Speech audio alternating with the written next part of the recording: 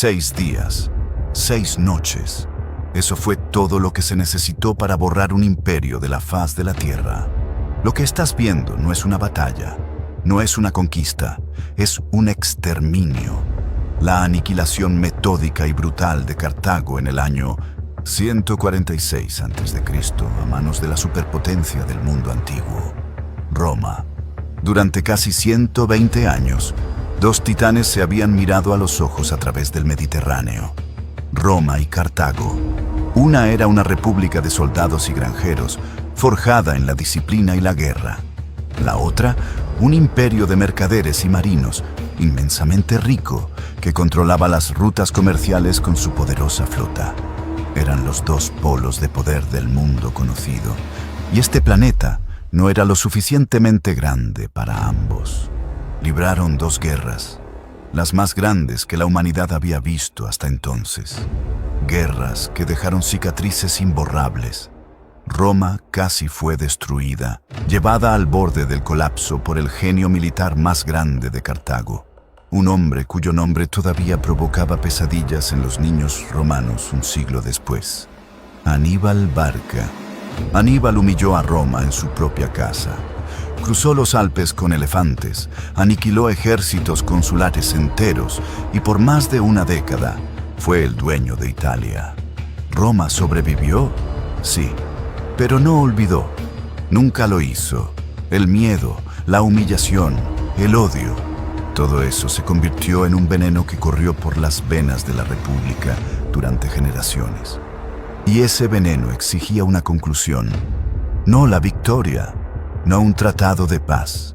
Exigía la aniquilación total. Así que aquí estamos, 146 a.C., la tercera guerra púnica. Aunque llamarla guerra es un insulto a la palabra. Cartago ya era una sombra de lo que fue. Había sido despojada de su imperio, de su flota, de sus armas. Estaba de rodillas. Pero para Roma, eso no era suficiente. Ver a tu enemigo de rodillas no garantiza que no vuelva a levantarse. El hombre encargado de ejecutar la sentencia fue Publio Cornelio Escipión Emiliano, nieto adoptivo del general que finalmente derrotó a Aníbal. El nombre Escipión era sinónimo de victoria contra Cartago. Era poesía, una venganza generacional. Pero incluso él, un general curtido en 1000 batallas, se horrorizaría ante la orden que recibió del Senado. Una orden que iba más allá de la estrategia militar y entraba en el terreno de la pura y fría destrucción. La pregunta que nos carcome 2 milenios después no es cómo Roma destruyó Cartago. La pregunta es ¿por qué? ¿Por qué un adversario ya vencido merecía un destino tan terrible? ¿Fue un acto de cálculo geopolítico para eliminar a cualquier posible rival futuro? ¿O fue algo mucho más oscuro? Una venganza visceral, una catarsis sangrienta para lavar el recuerdo de Aníbal y el miedo que infundió en el corazón de Roma. El asalto final duró 6 días. 600.000 habitantes lucharon casa por casa, sabiendo que no había rendición posible. Cuando el humo se disipó, solo quedaban 50.000 supervivientes que fueron vendidos como esclavos. La ciudad fue demolida piedra por piedra. Pero, ¿cómo se llegó a este punto? ¿Cómo una ciudad rica y próspera terminó condenada al olvido absoluto?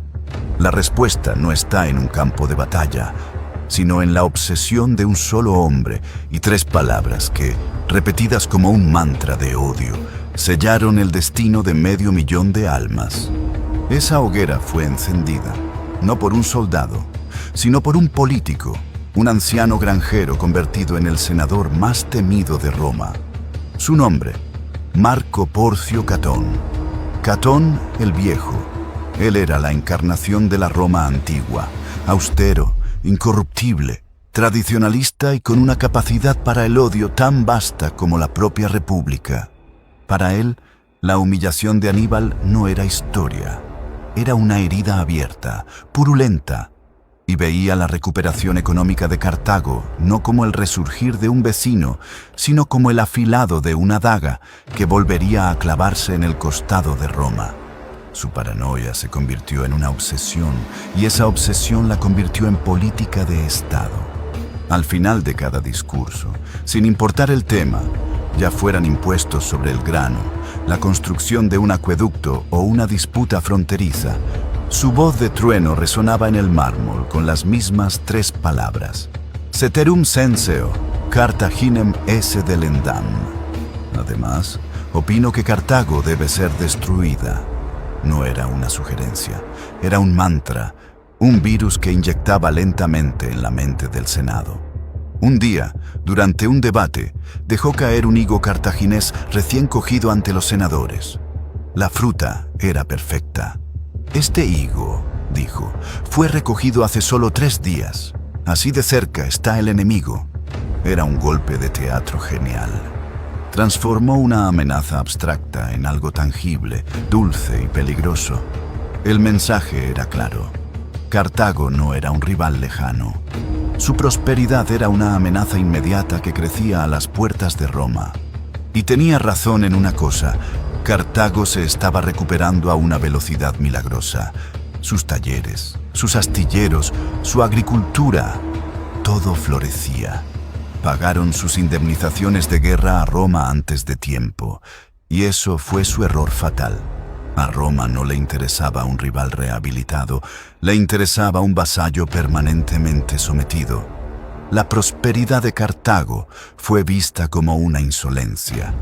Su éxito firmó su sentencia de muerte. Pero incluso para la agresiva Roma se necesitaba una excusa, un casus belli, y la encontraron en las arenas de Numidia. El rey Númida Masinisa, un viejo aliado de Roma, comenzó a atacar y anexionarse territorios cartagineses. El tratado de paz prohibía a Cartago declarar la guerra sin el permiso de Roma. Era una trampa perfecta. Los cartagineses enviaron una embajada tras otra a Roma, suplicando, pidiendo permiso para defenderse. Y Roma, con una astucia cínica, simplemente observaba, ignoraba sus súplicas. Finalmente, desesperada, humillada, viendo cómo su territorio era devorado, Cartago hizo lo que Roma esperaba que hiciera: reunió un ejército y se defendió. ¡Clic! La trampa se había cerrado. Habían violado el tratado. La respuesta de Roma fue inmediata y masiva. 80.000 legionarios desembarcaron en Útica, cerca de Cartago.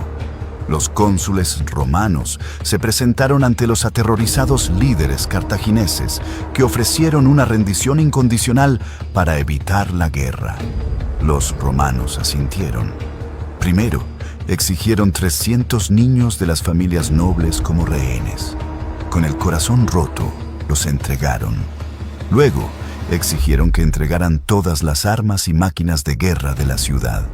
En un acto de fe suicida, Cartago se desarmó por completo. Creyeron que el peligro había pasado. Los cónsules romanos elogiaron su obediencia. Y entonces, con la ciudad indefensa y sus hijos como rehenes, asestaron el golpe final, la verdadera demanda. El Senado de Roma ha decidido que debéis abandonar vuestra ciudad. La destruiremos.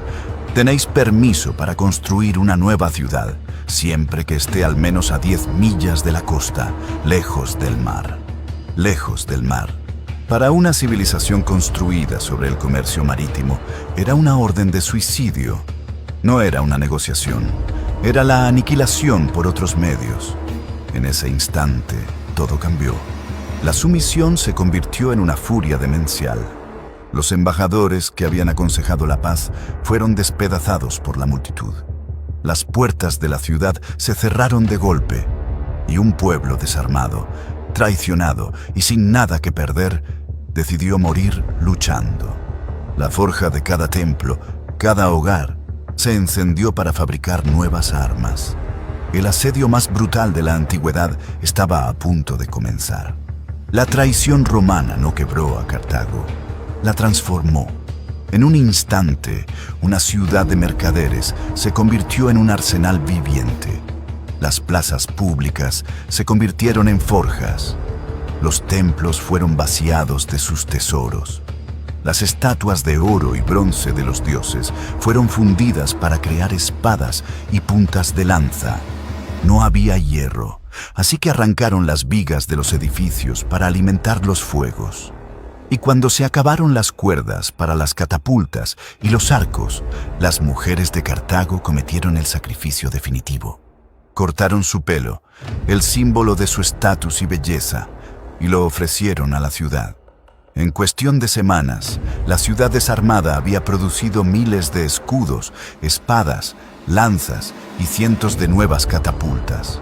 Cada ciudadano era un soldado, cada casa una fortaleza, y al mando de esta defensa suicida se puso el general Asdrúbal, el Beotarca, un hombre que sabía que la victoria era imposible, pero que estaba decidido a que la factura de la muerte de Cartago se pagara con ríos de sangre romana. Y entonces, los romanos atacaron. Los cónsules Manio Manilio y Lucio Marcio Censorino, creyendo que se enfrentarían a una turba desesperada, lanzaron sus legiones contra las murallas en un asalto frontal. Esperaban un paseo militar, encontraron el infierno. Porque las murallas de Cartago eran una leyenda, una triple línea de defensa que se extendía casi 30 kilómetros. La muralla exterior sola medía más de 20 metros de alto y 10 de ancho, coronada por torres a intervalos regulares.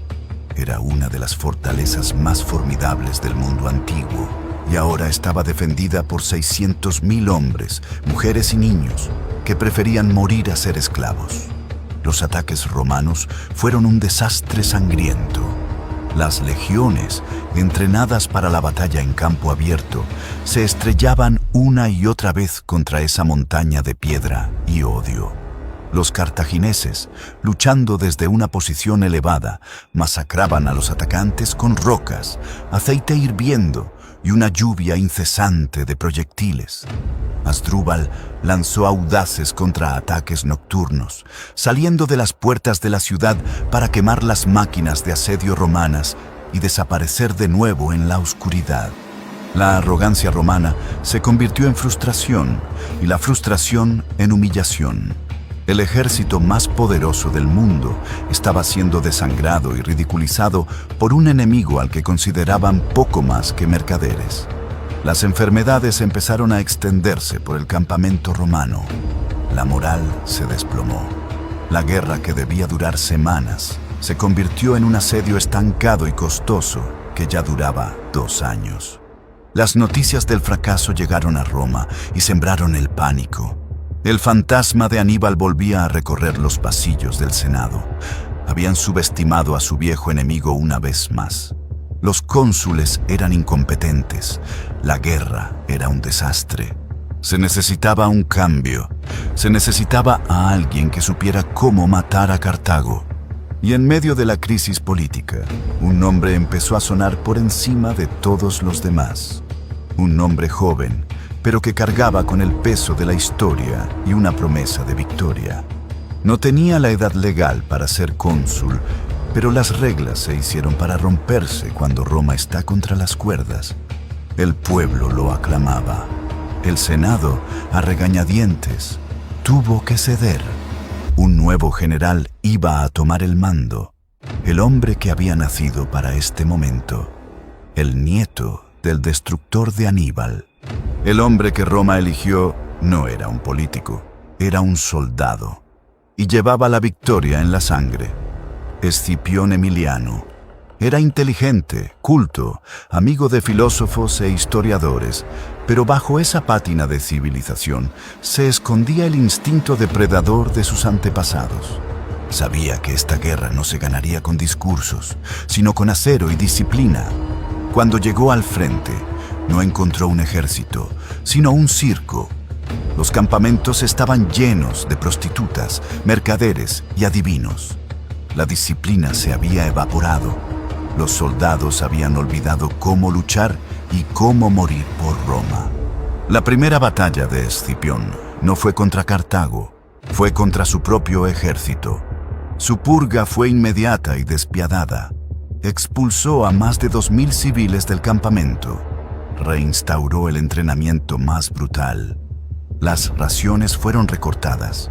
Los castigos por la más mínima infracción eran severos, a menudo mortales. En pocas semanas, el circo se transformó de nuevo en una legión. El arma de Roma fue afilada de nuevo y ahora era más letal que nunca. Y con su ejército listo, Escipión cambió la estrategia por completo. Se dio cuenta de que los asaltos frontales eran un suicidio inútil, un desperdicio de hombres contra la fortaleza más grande del mundo. ¿Para qué derribar la puerta si podía matar de hambre al dueño de la casa? Su plan era simple y monstruoso: construir un muro alrededor del muro, sellar Cartago del mundo exterior y dejar que la inanición hiciera el trabajo. Primero, aisló la ciudad por tierra, derrotando al ejército de campaña de Asdrúbal y construyendo una doble línea de fortificaciones que se extendía de costa a costa. Ahora nadie podía entrar o salir, pero quedaba una vía, la más importante, el alma de Cartago, su puerto. La ciudad seguía recibiendo suministros de valientes corredores de bloqueo que se deslizaban por la noche. Escipión decidió cerrar esa puerta para siempre. Ordenó la construcción de la obra de ingeniería militar más audaz de la antigüedad: un gigantesco muelle, un rompeolas artificial construido a través de mar abierto para sellar la boca del puerto principal. Se llamó el Topo. 90.000 metros cúbicos de roca y tierra arrojados al mar. Una proeza que parecía desafiar a los dioses. Desde las murallas, los cartagineses observaban. Al principio, se burlaron. La tarea parecía imposible. Pero día tras día, semana tras semana, el Topo crecía. Lento, imparable, como una enfermedad terminal. Vieron cómo su ventana al mundo, su última esperanza de recibir alimentos y ayuda, se cerraba metro a metro. La obra de Escipión no era solo una proeza de ingeniería, era una obra maestra de guerra psicológica. Cada piedra que caía en el agua era un clavo más en el ataúd de Cartago. Finalmente, el bloqueo fue casi total. La ciudad estaba atrapada, completamente aislada. La muerte por hambre era ahora una certeza matemática. Para cualquier otra civilización en la historia, este habría sido el final, el momento de suplicar piedad. Pero esto era Cartago.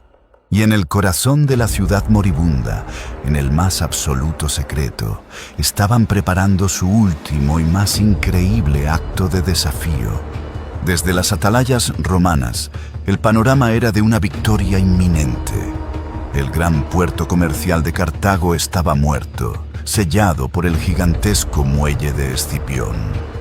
El silencio que emanaba de él era el silencio de una tumba. Los legionarios esperaban oír los lamentos de una ciudad hambrienta, las súplicas de rendición. En cambio, oían casi nada. Y ese silencio era infinitamente más inquietante, porque no era el silencio de la desesperación, era el silencio de la concentración. Oculto tras una doble muralla, en el corazón de su base naval, Cartago estaba llevando a cabo un milagro nacido de la pura voluntad. Habían perdido su flota, pero no su conocimiento. Habían perdido sus bosques, pero no su ingenio. En un acto de sacrificio comunal sin precedentes, la ciudad empezó a devorarse a sí misma para dar a luz a su última esperanza. Vigas de templos, muebles de casas patricias, puertas, ventanas. Cualquier pieza de madera que no fuera estructuralmente vital fue requisada y llevada a los astilleros secretos del Cotón, bajo la dirección de los últimos maestros constructores. Un pueblo de famélicos artesanos, mercaderes y granjeros se convirtió en el astillero más eficiente y secreto de la historia.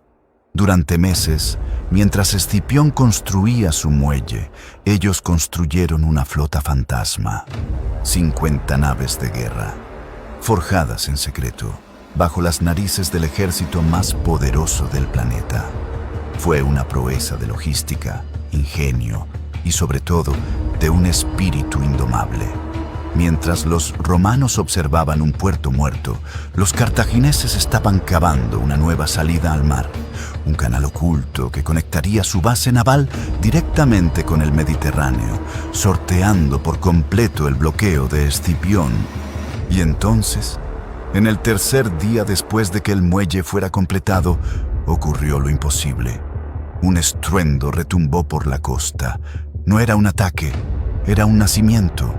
De la brecha recién creada, como un espectro surgido de las profundidades, apareció la proa de un buque de guerra. Luego otro y otro. El shock en el campamento romano fue total. Era como ver a un muerto levantarse de su tumba. Una flota entera había aparecido de la nada. Los romanos no tenían sus barcos listos, sus tripulaciones estaban en tierra, confiadas. Si los cartagineses hubieran atacado en ese mismo instante, podrían haber incendiado toda la flota romana, anclada e indefensa. Podrían haber cambiado el curso de la guerra. Pero aquí, la tragedia y el orgullo se entrelazaron. En lugar de un ataque relámpago, el comandante cartaginés, quizás ebrio de su propio éxito, dedicó el primer día a realizar maniobras, a mostrar su nueva y resplandeciente flota al enemigo estupefacto. Fue un gesto magnífico y fue un error fatal. Esa pausa de 24 horas fue todo lo que un genio como Escipión necesitaba. Al día siguiente, cuando los cartagineses finalmente atacaron, la flota romana estaba lista y esperándolos. La batalla fue salvaje. Los cartagineses lucharon con la furia de los condenados, pero sus cuerpos estaban debilitados por meses de hambre. Los romanos eran profesionales bien alimentados. Al final del día, la flota cartaginesa, maltrecha, fue forzada a retirarse. Y aquí, la tragedia se convirtió en catástrofe. El canal, la obra maestra que había sido su salvación, se convirtió en un cuello de botella mortal. La retirada ordenada se convirtió en un pánico caótico. Desde su puesto de mando, Escipión observaba el desastre. Sus generales veían una victoria naval. Él no. Él vio algo mucho más importante. La increíble audacia de Cartago le había revelado a su enemigo su punto más débil. Habían abierto una herida en su propia muralla. Y ahora, Escipión, el depredador, sabía exactamente por dónde iba a entrar para dar el golpe de gracia. La última jugada heroica de Cartago había sido también su último error. Le habían mostrado al lobo dónde estaba la puerta abierta. Durante el caos de la batalla naval, Escipión no perdió el tiempo. Mientras las flotas luchaban en el mar, él lanzó un asalto terrestre, no contra las inmensas murallas principales, sino contra el muelle comercial y la zona del ágora, justo al lado del nuevo canal. La resistencia fue feroz, pero era una distracción. El verdadero objetivo estaba ahora al descubierto. Con la mayor parte de los defensores cartagineses agotados por la batalla naval y la defensa del ágora, las defensas alrededor del canal eran más débiles. Era la primavera del año 146 a.C. Tras casi 3 años de asedio, el momento había llegado. Escipión no dio discursos grandilocuentes a sus hombres. Simplemente señaló la brecha. La orden era simple: entrar y no detenerse. El asalto final comenzó al amparo de la noche. Liderados por Escipión en persona, los legionarios se abalanzaron sobre la muralla del Cotón. Lo que siguió no fue una batalla, fue una infiltración sangrienta que se convirtió en una guerra urbana, de una brutalidad que horrorizó incluso a los curtidos veteranos romanos. Los cartagineses, superados en número y luchando en un frente inesperado, cayeron hacia atrás, defendiendo cada palmo de terreno. Pero Cartago no era una ciudad de avenidas como Roma. Era un laberinto denso, una telaraña de callejuelas estrechas y casas de hasta 6 pisos de altura. Los romanos tomaron el control de la plaza del mercado, junto al puerto, pero avanzar desde allí se convirtió en una pesadilla. Cada casa era una fortaleza, cada ventana un nido de arqueros. cada puerta una trampa mortal. Aquí es donde la guerra descendió a un nuevo nivel de infierno. Escipión dio una orden fría, desprovista de toda emoción o piedad. Si no podían avanzar por las calles, avanzarían a través de las casas. Ordenó a sus hombres que tomaran las casas de la primera línea, que masacraran a sus defensores y que luego abrieran brechas en las paredes para pasar a las siguientes sin tener que volver a pisar las calles mortales. El avance se convirtió en una carnicería claustrofóbica, una lenta y metódica excavación a través de la carne y el ladrillo de la ciudad. Mientras un grupo luchaba en los pisos superiores, otros limpiaban los inferiores. Y detrás de ellos venían los ingenieros. Su trabajo era asegurarse de que no quedara nada. A medida que los legionarios avanzaban, los ingenieros iban quemando y demoliendo las casas a sus espaldas, creando una ancha avenida de escombros y fuego para asegurar la línea de suministro y evitar contraataques. El avance romano era ahora un frente de destrucción de 3 calles de ancho, un rodillo de aniquilación que se movía inexorablemente hacia el corazón de Cartago. Este proceso duró 6 días y 6 noches. 6 días de combate ininterrumpido, sin distinción entre soldados y civiles, entre hombres, mujeres o niños. Los legionarios, enloquecidos por la fatiga y la brutalidad, a menudo no se detenían a matar. Simplemente mutilaban y arrojaban a los vivos a los pozos y a las casas en llamas, junto con los muertos, para despejar el camino. Era el apocalipsis. El exterminio en su forma más pura y aterradora, casa por casa, alma por alma.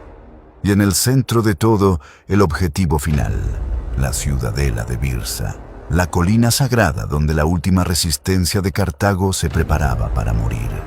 Al 7º día, el fuego llegó a los pies de la ciudadela de Birsa. La lucha callejera había terminado. Aquí, en la Acrópolis sagrada de Cartago, se había refugiado el último vestigio de la ciudad. Unas 50.000 almas, en su mayoría civiles consumidos por el hambre, esperaban el fin. Pero en la cima, atrincherados en el complejo del templo, quedaban los últimos combatientes. Entre ellos, 900 desertores romanos, hombres que habían traicionado a Roma y que ahora luchaban con una furia sin igual, pues sabían que para ellos no habría piedad ni esclavitud, solo la tortura y la crucifixión. Y junto a ellos, Asdrúbal, su esposa, sus hijos y su estado mayor. Asdrúbal, el hombre que había liderado la defensa con puño de hierro, el que había torturado a prisioneros romanos en las murallas a la vista de las legiones, ahora veía el rostro de su propio fin. Y en ese momento, el hombre que encarnaba la resistencia de Cartago se quebró. En secreto, abandonando a sus hombres, a su familia y a su honor, se rindió. El general de la indomable Cartago terminó la guerra de rodillas, suplicando clemencia a su enemigo. Escipión le concedió la vida, no por piedad, sino quizás por el placer de exhibir al líder vencido en su triunfo. Pero el drama de Birsa aún no había terminado. Al ver a su marido postrado a los pies de Escipión, la esposa de Asdrúbal salió al borde del techo, con el infierno ardiendo a su espalda, y con una voz que se elevó por encima del crepitar de las llamas, se dirigió no a Escipión, sino a su propio esposo. «Traidor, que tu vida sea tu castigo. A ti, Escipión, te saludo, pues solo cumples con las leyes de la guerra. Pero a este hombre que ha traicionado a su ciudad, a sus dioses, a su esposa y a sus hijos, que las furias de Cartago lo persigan por el resto de sus miserables días». Con ella murió el espíritu de Cartago. Los 900 desertores lucharon hasta que el techo se derrumbó sobre ellos. El fuego purificó el último reducto. Abajo, los 50.000 supervivientes, al ver que toda esperanza había desaparecido, abrieron las puertas de la ciudadela y se rindieron. Su destino fue sellado en un instante. Todos fueron vendidos como esclavos. La guerra había terminado. La ciudad era un cementerio humeante. Pero el conquistador no celebraba. Polibio, que fue testigo presencial, escribió que Escipión, contemplando la ruina total de la que fuera una de las ciudades más ricas y poderosas del mundo, se quedó en silencio durante un largo rato y luego comenzó a llorar. No eran lágrimas de alegría ni de pena, eran lágrimas de profunda y terrible comprensión. Se giró hacia Polibio y recitó en griego un verso de la Ilíada de Homero, en el que Héctor predice la caída de Troya. Llegará un día en que la sagrada Troya perecerá, y con ella Príamo y el pueblo del rey Lancero. Polibio le preguntó qué quería decir. Escipión, sin apartar la vista de las ruinas, respondió: pienso en el destino de mi propia ciudad, pues todo imperio, toda ciudad, toda gloria está sujeta al mismo ciclo del destino. En el momento de su mayor triunfo, Escipión vio un fantasma, y ese fantasma era el futuro de Roma. El llanto de un general, por muy profético que fuera, no podía cambiar el destino. La guerra había terminado, pero la sentencia del Senado aún no se había cumplido del todo. Escipión había conquistado Cartago, ahora Roma procedería a borrarla. Llegó una comisión senatorial desde Roma. No eran soldados, sino burócratas de la destrucción. Traían consigo el decreto final, la materialización de las 3 palabras de Catón: Cartago delenda est. La ciudad debe ser destruida, no solo vencida, no solo ocupada, destruida en su misma esencia. Durante 17 días, las mismas manos que habían empuñado la espada empuñaron el pico y la palanca. Piedra por piedra, columna por columna, muro por muro, lo que quedaba de Cartago fue sistemáticamente arrasado. Los templos que habían sobrevivido al fuego fueron derribados. Las murallas, esa obra maestra de la ingeniería defensiva, fueron demolidas hasta sus cimientos. El gran puerto, el Cotón, fue rellenado y destruido. El trabajo no se detuvo hasta que una ciudad que había albergado a más de 500,000 de almas quedó reducida a un campo de escombros. Y entonces se procedió al acto final, el más simbólico, el más terrible. La leyenda cuenta que los romanos trajeron toneladas de sal del interior de África y la esparcieron sobre las ruinas para que nada volviera a crecer jamás. Fue un acto de guerra contra la tierra misma, un intento de matar el futuro. Finalmente, los sacerdotes de Roma pronunciaron una maldición formal sobre el lugar. Convocaron a los dioses del inframundo y declararon el suelo de Cartago maldito para siempre. Cualquiera que intentara reconstruir la ciudad, vivir en ella o incluso cultivar sus campos, sería condenado y entregado a las potencias infernales. La destrucción no fue solo física, fue metafísica. Roma no solo borró una ciudad del mapa, la borró de la historia, del favor de los dioses, de la memoria de los hombres. A esto lo llamaron damnatio memoriae, la condenación de la memoria. Roma había ganado. Ya no tenía rival. El Mediterráneo se convirtió, en sus propias palabras, en el Mare Nostrum, nuestro mar. La riqueza de un imperio destruido inundó sus arcas. La gloria de la victoria total silenció a todos sus críticos. Roma se encontraba en la cima del mundo, sola, sin nadie que desafiara su poder. Y fue entonces cuando la profecía de Escipión comenzó a hacerse realidad. Sin un enemigo externo que uniera a la República, la ambición y la codicia, que siempre habían estado latentes, explotaron. Los mismos generales que conquistaban el mundo se volvieron unos contra otros. La misma violencia que Roma había exportado con tanta eficacia a sus enemigos, ahora la importaba a sus propias calles. Al destruir a su mayor rival, Roma había destruido también la razón de su propia unidad. Se había quedado sin excusas. La aniquilación de Cartago fue el principio del fin de la República Romana. Fue el acto que la transformó irreversiblemente en un imperio, una potencia depredadora, gobernada no por leyes, sino por la espada. La historia de Roma y Cartago es más que una crónica de guerra. Es una advertencia eterna sobre cómo el miedo puede convertirse en odio, cómo el odio puede convertirse en una política de Estado y cómo la búsqueda de una seguridad absoluta puede llevar a un acto de aniquilación total. Y nos deja con una pregunta que resuena a través de los milenios. ¿Qué gana una nación si, para destruir a su monstruo, debe convertirse en un monstruo aún mayor? La respuesta, quizás, yace enterrada bajo la sal y la arena de esta costa africana.